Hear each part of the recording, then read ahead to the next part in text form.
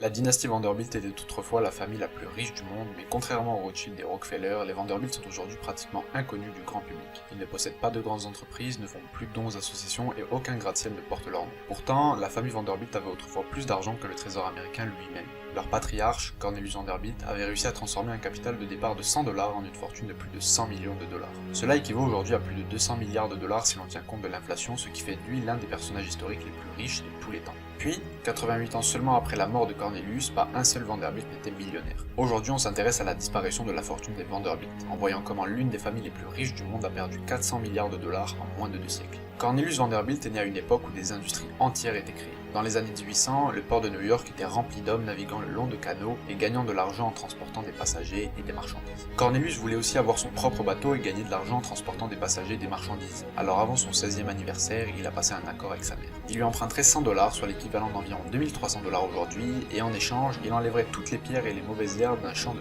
3,2 hectares pour que sa mère puisse le cultiver. Sa mère accepte, pensant la tâche impossible à accomplir, mais sous-estime le désir de Cornelius d'avoir son propre bateau. Le jeune Cornelius a demandé à tous ses amis de l'aider et le jour de son 16e anniversaire, le champ était prêt à être cultivé. Sa part du marché étant remplie, il a obtenu son prêt et a pu acheter son premier petit voilier. Cornelius commence alors à transporter des passagers aux tarifs les plus bas du marché et gagne bientôt assez d'argent pour rembourser sa mère et commencer à construire sa flotte. Lorsque l'avènement des bateaux à vapeur arrive, Cornelius n'hésite pas une seconde et change tous ses voiliers pour des petits bateaux à vapeur. En quelques années, le jeune Cornelius se retrouve à la tête d'une flotte de navires qui rivalise avec la plus grande compagnie maritime de New York. Lorsque Cornelius eut 56 ans, il était à la tête du plus grand empire maritime du monde, mais cela ne lui suffisait pas, il voulait plus. À cette époque, l'Amérique était au bord de la guerre civile et investir à ce moment-là aurait été une mission suicide, mais cela n'a pas empêché Cornelius de le faire. À l'époque, le premier chemin de fer transcontinental américain était en cours de construction. Ce chemin de fer allait rendre le transport de marchandises et de passagers moins cher et plus rapide que jamais. Cornelius, qui ne fait jamais les choses à moitié, vend alors tous ses bateaux et investit toute sa fortune dans le chemin de fer. Ce pari insensé est payant et à la fin de la guerre, Cornelius est l'homme le plus riche d'Amérique. Les années passent et Cornelius, qui a maintenant 71 ans, décide de commencer à penser à l'avenir de sa famille. Son fils préféré, George, est mort à la guerre. Les seuls garçons qui restent sont William et Cornelius Jr., mais aucun des deux n'est un bon homme d'affaires selon Cornelius. Cependant, il doit en choisir un et il décide que l'aîné, William,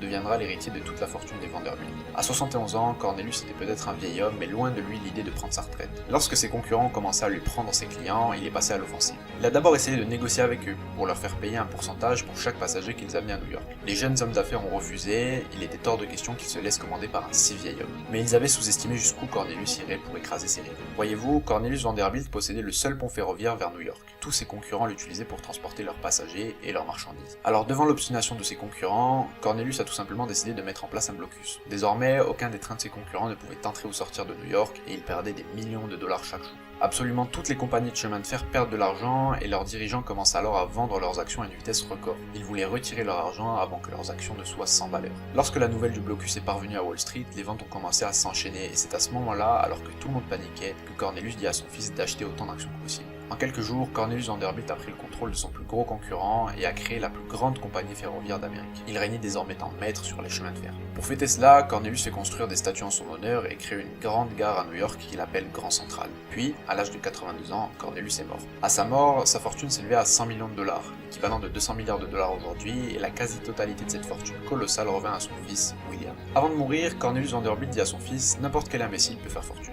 Mais il faut être un homme intelligent pour la garder une fois qu'elle est faite. » William Vanderbilt était l'exact opposé de son père. Voyez-vous, Cornelius Vanderbilt a toujours voulu plus. Il voulait plus de contrôle, plus d'argent, plus d'influence, mais son fils n'était pas comme ça. Il était prêt à faire des compromis, et en 8 ans, William a doublé la fortune de la famille, passant de 100 à 200 millions de dollars. Il a donc vendu une partie de ses actions de la New York Central Railroad et a investi l'argent dans des obligations d'État à rendement stable. William n'a jamais été le genre d'homme à courir après l'argent comme son père. Tout ce qu'il voulait, c'était vivre sa vie en paix. Lorsque vint le moment pour lui de choisir un héritier, il décide de partager la fortune des Vanderbilt entre ses deux fils. William Vanderbilt a été le premier et le seul héritier à faire fructifier la fortune familiale. Tous ses enfants et leurs enfants n'ont fait que dilapider la fortune familiale lorsqu'ils ont réalisé combien il était difficile de gagner de l'argent et combien il est facile d'en dépenser. Dans le lot, si on devait choisir qu'une seule personne à blâmer pour la disparition de la fortune des Vanderbilt, ce serait Alva Vanderbilt, l'épouse du petit-fils de Cornelius, William Kissam Vanderbilt. Voyez-vous, à la fin des années 1800, grandissez à New York, votre position dans la société était très importante. À l'époque où Alva épousait William, la famille Vanderbilt n'était pas répertoriée parmi les 400 familles de la haute société new-yorkaise. Cornelius et ses héritiers ne se souciaient pas vraiment de savoir si la famille figurait sur la liste ou non, mais Alva voulait se sentir acceptée par la classe supérieure de New York et pour ce faire, elle organisa l'une des plus grandes fêtes de l'histoire américaine. Environ 1000 personnes y assistent et la fête coûte un peu plus de 6 millions de dollars en monnaie actuelle.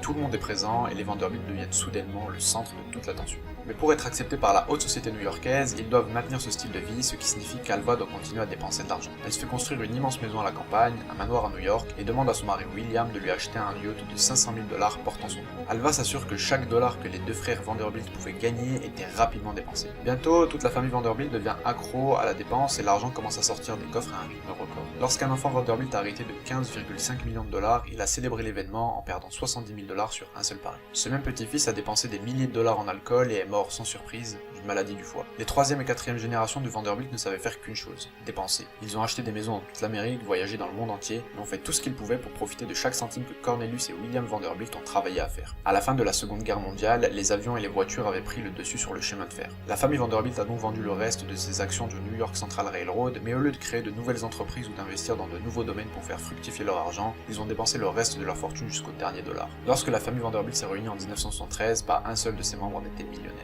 Moins de 150 ans après la mort de Cornelius, la dynastie Vanderbilt avait tout perdu.